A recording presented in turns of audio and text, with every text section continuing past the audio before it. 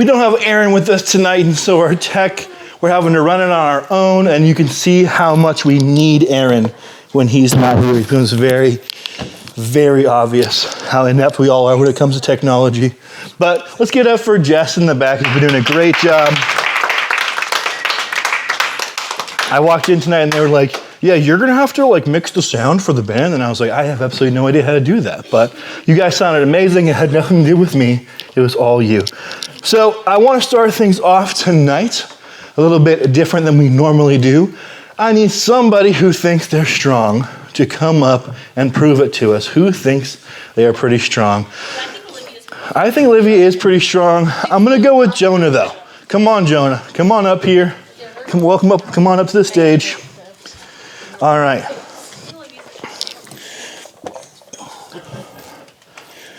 All right, Jonah, right here, I have a 10-pound weight. 10 pounds, it's not much. It's pretty, I'm working out this year, as you can tell, It's a 10-pound weight. 10 pounds, not very much. You think you can lift this 10-pound weight for us? Yes. Go ahead and pick it up. Give it a couple curls above your head. Yeah, that's pretty good, pretty solid. All right, go ahead and put it down. How would you rate that difficulty-wise? Like 1. A 1 out of 10? Okay. Now, are you recovered from all that strenuous work you just did? Yeah. All right, go ahead and pick it up again. This time, do try to do like as many curls as you can. Like just keep going until it's like, oh man. See, it's getting a little bit harder? No. No, it's still pretty easy. All right, just keep going then. Keep going. Still pretty straightforward, still pretty easy. Is it getting any harder at all? A little bit. You're getting tired at all? No? He's just like this. I could do this all day. All right, go ahead and set that thing down. We got Captain America over here. All right, 10 pounds, not too bad. I mean, most of us, we probably lift or carry 10 pounds on a daily basis without even realizing. We probably carry way more than that on a daily basis. And was that second round through a little bit harder? Is it more than a 1 on a scale of 1? Like 2. Like a 2. All right. Now what I want you to do, I want you to take the 10-pound weight, and I want you just to hold it out straight in front of you and keep your arm as perfectly parallel as you can for as long as you can. And there's a TV right here, Jonah. So if you're gonna like drop it, just set it down. Don't throw the weight at people. If you're gonna throw it at anybody, throw it at Liam. Okay? Okay. So go ahead, keep it as straight as possible. I can tell by his face that maybe. Is that all you can do? Yes. That's a lot harder then. Let's give it one more try. There you go. Don't look at me. Look. Focus on the weight. Hi, people. Oh man. Oh, it's going down. All right. There you go. Thank you for being our strong man, Jonah. Thank you for being our strong man. Okay. Now that is a pretty, straightforward illustration, I think. It's an example between strength and endurance. And obviously, Jonah's pretty strong. But when it comes to strength versus endurance, these are two completely different things. We talk about strength. People think about being strong, what it means to be a strong person. For whatever reason, we get caught up in thinking of it as lifting something or carrying something just for a moment or two, just for a little bit. I mean, even the world's most strong powerlifters, the strongest powerlifters, the Olympians, people who are competing in these weightlifting competitions, in order to win the competition or to break a record, you only have to lift your max weight once. You just have to hit that max rep one time, and it counts as you've lifted. That is you being strong. And for most people, that 10-pound weight, because we're not throwing weights around like bodybuilders, but that 10-pound weight doesn't feel like very much. I mean, those first 2 times through, Jonah's like, I could do this all day. I could be here, I could do this, is no problem at all. Lifting it once or twice, not very hard. We don't even think about it. But when we have to start to support that weight for a longer period of time and carry it over time, and as things get harder and harder, it's crazy. I mean, immediately he was struggling with it. The second he had to carry that out in front of him for an extended period of time, instead of just lifting it around and throwing it side to side and here and there, being able to set it down whenever he wanted to, it was immediate how much more difficult that became. With every second, it got harder and harder and harder. And the same thing is true for the emotional weight that all of us carry. When we're trying to carry things on our own, whether it's a 10-pound weight or whether it is the weight of our emotions, it is hard to carry things over time. the longer we have to carry them, the heavier and heavier they become, and the harder it is to hold on. Sometimes the weight of the burden isn't measured in the moment, but by the length of the time you carry it. The weight of the thing, right? Like a 10-pound weight isn't very heavy one time, but over and over and over again, and just carrying that, holding it over your head or holding it out in front of you for a long period of time, it becomes massive. The longer you carry the weight, the heavier it feels, and it's the same for our feelings. When you feel sad or scared or angry or confused, the weight of those emotions can feel light and easy to manage at first, but over time, the longer you hold on to those feelings, the longer that they are a burden on you, the heavier and heavier they become, and the more unmanageable they become. Now, for the past few weeks, we have been talking about some pretty heavy topics, things that may have hit close to home for some of you guys. We've been talking about mental health and the things that, and the way they affect us and the people around us. And whether it's depression or anxiety or some other form of mental illness, it's a real issue. They are real issues that affect all of us. We kind of like to talk about them like they're not something that could ever happen to us, or that they're not kind of this real thing. We talk about them like it's a separate thing from us, but they are real issues that we all experience and that we're all affected by. And I want to say, before we dive into tonight's topic, thank you guys. I mean, seriously, you guys have been awesome so far throughout this series, taking this seriously, taking these heavy, difficult conversations seriously, and being open and honest and respectful when talking to each other and talking to your leaders about the things that you've gone through and how we can help support those in need. It's been awesome to see. And I know that that's not easy to do. I know that these aren't always topics that are easy for us to share about, especially when we're sharing things from our own experience, things that have affected us or are affecting us personally. And so tonight, we're in kind of the last of our four weeks of this series. And tonight we are going to be talking about how we can help our friends who struggle with the burden of suicidal thoughts. It's an uncomfortable subject. It's not something that we like to talk about. It's not something that we think we tend to try to shy away from it, right? Like, oh, I don't want to talk about that. That's too much for me, or that's too heavy for me. It's uncomfortable, but it needs to be discussed. Guys, you probably know this. I know that at school you get statistics thrown at you left and right, but death by suicide is one of the leading causes of death for teenagers. I believe what does it say here? It's the third highest, from like 2020 to 2022, which is the most recent statistics I could find. It was the third highest cause of death for teenagers between the age of 15 and 19. Now, I know that is encompassing a lot of people in this room. And even if you're not quite in that 15 age gap, you're right there on the fringe. This is a serious and important discussion that we need to have. It's a real issue. And too often, because we like to shy away from it, it's not talked about or acknowledged until it's too late. So we're going to talk about it tonight. Because ignoring it, acting like this problem doesn't exist, isn't going to make it go away, and it's not going to make it any better.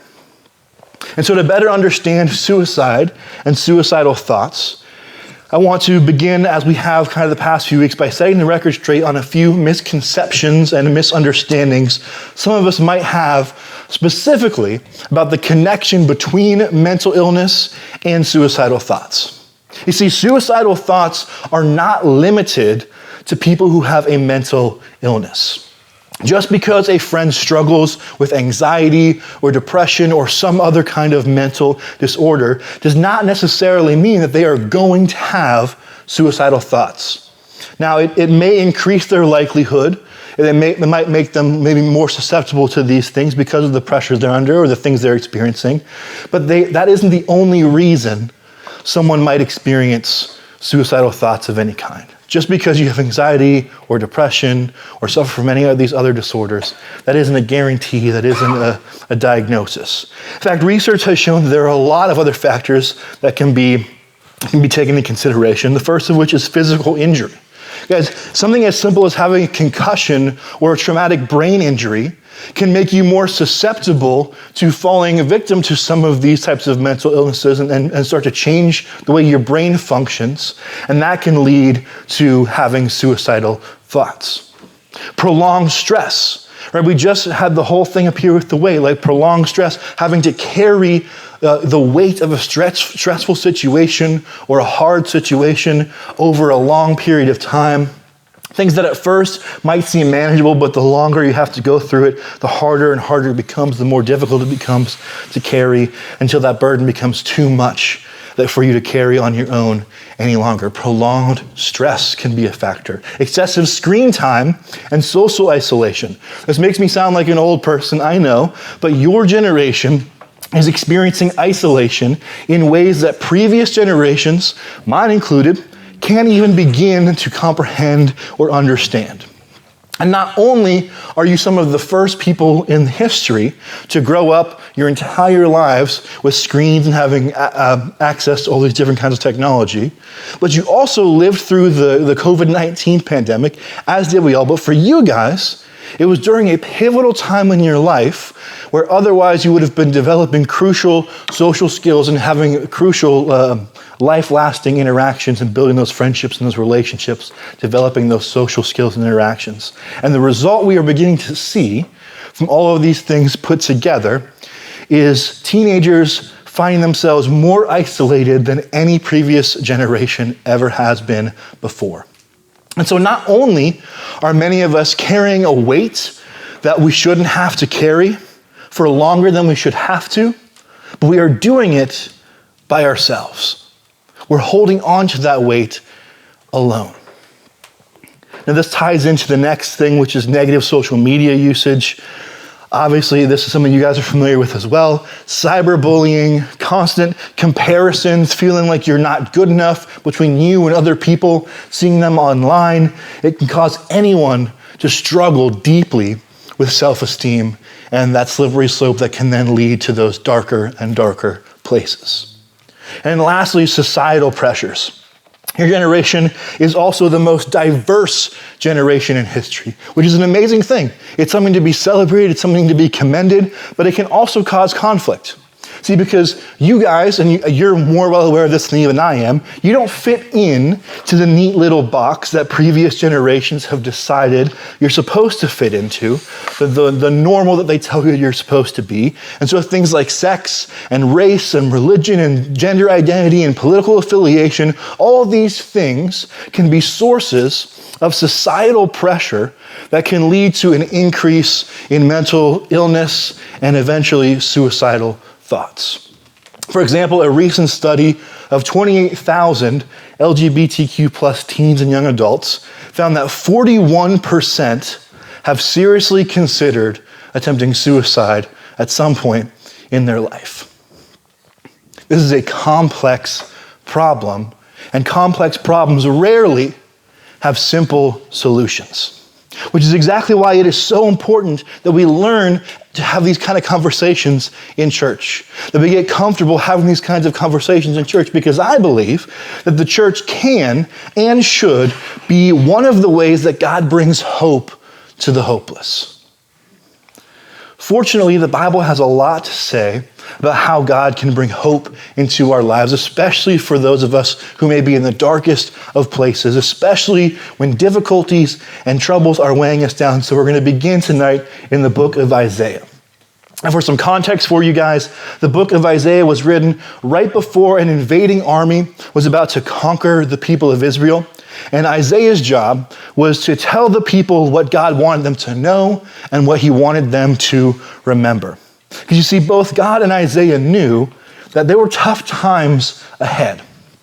And there would be years where it would feel like all hope was lost. And so with that in mind, I want to read tonight from Isaiah chapter 40. This is verses 28 through 31. Have you never heard? Have you never understood? The Lord is the everlasting God, the creator of all the earth. He never grows weak or weary. No one can measure the depths of his understanding. He gives power to the weak and strength to the powerless. Even youths will become weak and tired, and young men will fall in exhaustion. But those who trust in the Lord will find new strength. They will soar high on wings like eagles. They will run and not grow weary. They will walk and not faint. Guys, in many ways, Isaiah is telling Israel that even though things are about to be the worst they've ever been, God will carry them through. And when they find themselves on the other side of it, they'll be stronger than ever before. When we think about helping our friends who are struggling with suicidal thoughts, I want to give you some key pieces that we can take away from this scripture right here that can be a source of hope for those who feel hopeless. The first is this, that God never fails or abandons you. Even as Israel faced one of the most difficult times in their history, God promised them that he would always be a source of strength, that he would always be a source of hope when they needed him the most. And when we start feeling the weight of our troubles falling on us, the weight of our burdens, the weight of the things that are weighing on us the most, I feel it is reassuring to know that the same God who was there for Israel during their hardest time is there for us today. God has never and will never abandon us. He's here for us today just like he was for them. He will never fail us. He will never leave us. Now that said, I know it doesn't always feel like God's around. I know when we're in these dark places, when we are being weighed down by all these things, it can feel like, where is God? Where is God in the midst of my struggle? Where is God in the midst of this? Because we're so caught up, with all the things going on around us. We're so caught up with all the things running rampant in our minds, all the things that are trying to grab hold of our heart and pull us down. And as I was thinking about this and how it feels to be in this kind of moment, and how we can feel like God isn't there, the thing that kept coming to my mind was a couple different, maybe silly examples. The first of which that I experience on a regular basis, I like to sleep in a lot. I like to sleep in a little bit too much. I hit that snooze button one too many times. Maybe I accidentally turned it off instead of hitting snooze. But either way, I find myself running late often. And so I'm scrambling in the morning. I'm mad at myself. I'm mad that it's Monday and I have to go to work and all these different things. My house is also a mess. It's a whole other story, but I'm like scrambling. I'm like angrily brushing my teeth. I'm trying to do all these things. And in the midst of all this, I'm already carrying all this pressure and all this stress. And then what happens? Of course, you can't find your keys. When you're already mad, you're already ticked off, and it's like, I can't find my keys, and you're throwing stuff around. I'm like digging under piles of laundry. I'm doing all these things, and I'm so frustrated, and I'm just like about to scream. And then I sit down, and I look at the kitchen counter right next to the door, and what's sitting right there? The keys. Or maybe it's like you are starving, you're so hungry, you want something to eat, and it's, you got your chicken tenders, you got your fries, and you need some ranch or some ketchup, whatever your dip of choice is for this chicken tenders and fries. And you are looking in that fridge, and you're getting hangry, and you're staying there, and you're getting hangry, and you're hangry, and you're hangrier, and you just cannot find, the ketchup is not here. The ketchup does not exist. I can't find it. It's not, Mom, there's no ketchup in here. I thought you said you were getting ketchup. I thought you said we were going to pick it up. I need ketchup for my fries, blah, blah, blah. And then what always happens? Your mom walks in and goes, oh, it's right here. It was right in front of you the entire time, but you were so caught up in all these feelings and all these things, and you're so distracted and so in yourself, and in your own mind, in your own heart, and in your own whatever, that you can't see what's right in front of you. The ketchup's gone. The keys aren't here. And our faith is kind of the same way. We get so bogged down by the weight of our problems, and we get so stressed out, and we get so overwhelmed, and our heart is pulling us in a million different directions. Our mind is racing miles and miles and miles a minute, and it can feel like God's not here. God left me. God abandoned me. But just like the keys or the ketchup or whatever your dipping sauce may be, God's right there. Sometimes it takes us stepping back and trying to look at things from a bigger picture to see that he's there. And sometimes it takes a family member or a friend. It takes that mom who's going to come in and just, it's right here on the door. It's where it's supposed to be. Sometimes it takes that friend or that person in your life to come in and remind you that God is still there. God does not abandon us. Now, the second takeaway from these verses is that God, not only does he not abandon us, but he never grows weak or weary, and he renews your strength when you trust him. So no matter how difficult your life can be, no matter how tired or weak you may feel, God never grows weak. God never grows weary. God never gets tired. So whenever you put your trust in him, we've been talking about this all year, right? Unshakable. Those who put their trust in the Lord will be as unshakable, as unmovable as the mighty Mount Zion. If you trust in him, you are promised new strength. He says, you will soar like an eagle. You will run and not grow weary. You will walk and you will not faint.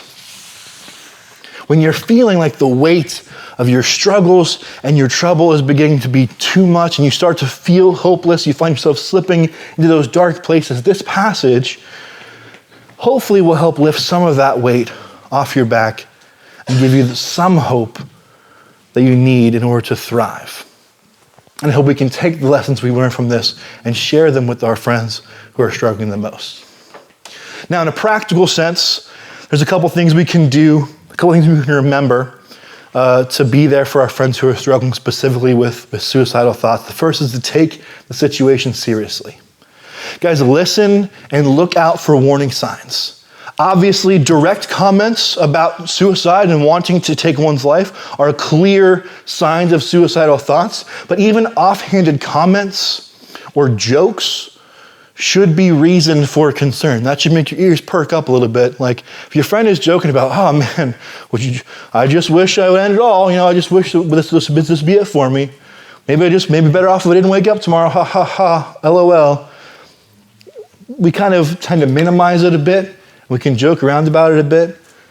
But even if you feel like your friend's joking, that's a reason for concern. Pay attention. Trust your own instincts because you guys know your friends better than anybody. And if they suddenly change, if their behavior starts to be different, it becomes concerning, don't feel like it's wrong to ask questions. In fact, studies have even shown that asking direct questions like, are you considering hurting yourself? Or are you considering ending your life? Asking these questions does not increase the likelihood of them taking their life or following through with their suicide attempt. Maybe we can start to think that. Maybe we can think like, well, if I talk about it too much around him, it's going to push him further and further. When the reality is, it's actually believed by most research that asking these kinds of direct questions, having an open dialogue about the subject, can reduce the severity of these thoughts. It can actually begin to help more than hurt. Now, another way we can help is by seeking help for your friend. If your friend is dealing with suicidal thoughts, it's not something you should try to handle on your own. It is not your responsibility to take care of them, to fix them, make them feel better, to try to turn things around for them. Find an adult that you trust. Share your concerns with them immediately. Okay, this person might be a parent, a coach, a teacher. It could be one of your life group leaders. It could be me, anyone here at the church. There are resources available to help those who are struggling, to help those who are contemplating taking their life. And these resources need to be utilized, and they need to be utilized quickly. I know this might sound like you're betraying your friend's trust, and you might be turning your back on them. And maybe, even if your friend says, oh, I've already told somebody, or I'm going to tell an adult, don't wait. You should still tell someone anyway. Telling a safe, caring adult is like adding someone else to the team. And when you have more people on the team, you have more people who are there to offer support. There's a better chance of your friend getting the help that they need. So if your friend ever indicates they're thinking about suicide in any way, seek help immediately. One of the best resources for this is the 988 Suicide and Crisis Lifeline. You or your friends can call or text 988 and immediately be connected with local resources, a crisis center who can provide free and confidential support. 24/7. Another way that we can provide support is by offering your friend hope. Right? We just kind of went through the whole thing with Isaiah. As you're helping your friend connect with resources and adults who care about them, you can point them to the hope that you have found in God. Right? It's not your responsibility to treat them clinically, to find a cure for them or anything like that, to fix whatever they're going through. Do your job by finding them the help they need, directing them to the resources they need, getting them the help they need. But then once you've done that, don't just, wash your hands of it and be done.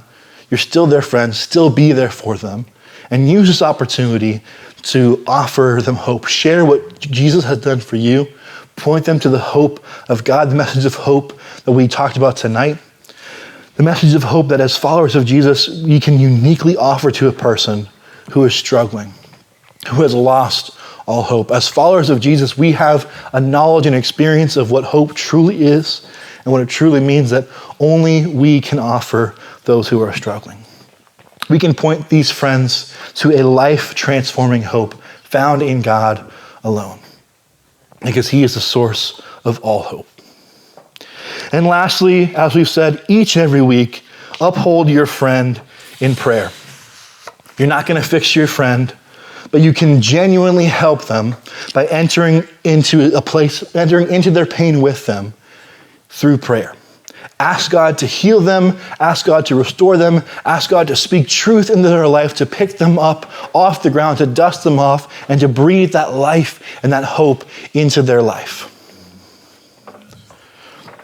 And before we close tonight, I'm going to finish as we always have done throughout this series and talk to those of us in the room who, if you happen to be the friend who is struggling with suicidal thoughts, guys, we love you. Even though you may not feel like it, even if you're sitting there listening to what I'm talking about and you're like, man, Evan is just full of a bunch of crap. He doesn't know what he's talking about. There is always hope. Every day that you are alive is a battle that you have won. You are stronger than anyone in this room knows. You are stronger than anyone could possibly even realize, because you made it another day. You are here tonight. But your fight is not won by strength, or even how long you can carry your own burdens on your own before collapsing under their weight. The fight you are fighting is a fight that is only won when we all work together, when we all support each other, when we all care for each other, when we all respect each other. So if you find yourself struggling with these kinds of thoughts, I would love to talk to you tonight. If you are here tonight and this is something that is on your heart, something that is on your mind, I would love to talk to you. I promise that I will listen and I will take time to take seriously what you're saying and to help you find the resources that you need to be able to get you the help that you're looking for. And I can assure you that that same promise goes for all the leaders in this room tonight as well. Let's pray together. Father God, we thank you so much for your love. We thank you so much for the hope that only you can provide.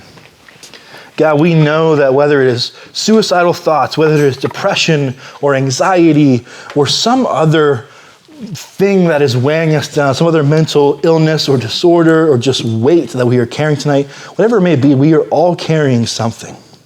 We all know someone who's carrying something. And God, we just ask that tonight, for those of us in this room who are struggling the most, that you would be there, that you would speak truth into our lives, that you would provide healing for those who need it, and that you would open our eyes to the path you have laid out before us. God, speak into the lives of the friends in this room, the friends who know someone going through these things. Give them the courage to speak up. Help them to remember to look out for the signs and to raise the red flags and raise concern when things get to be a bit scary, and that they can go to a trusted adult and share these things that they're worried about their friend for. God, it is not easy to be a teenager. It's not easy to be a human. It's not easy to be a Christian.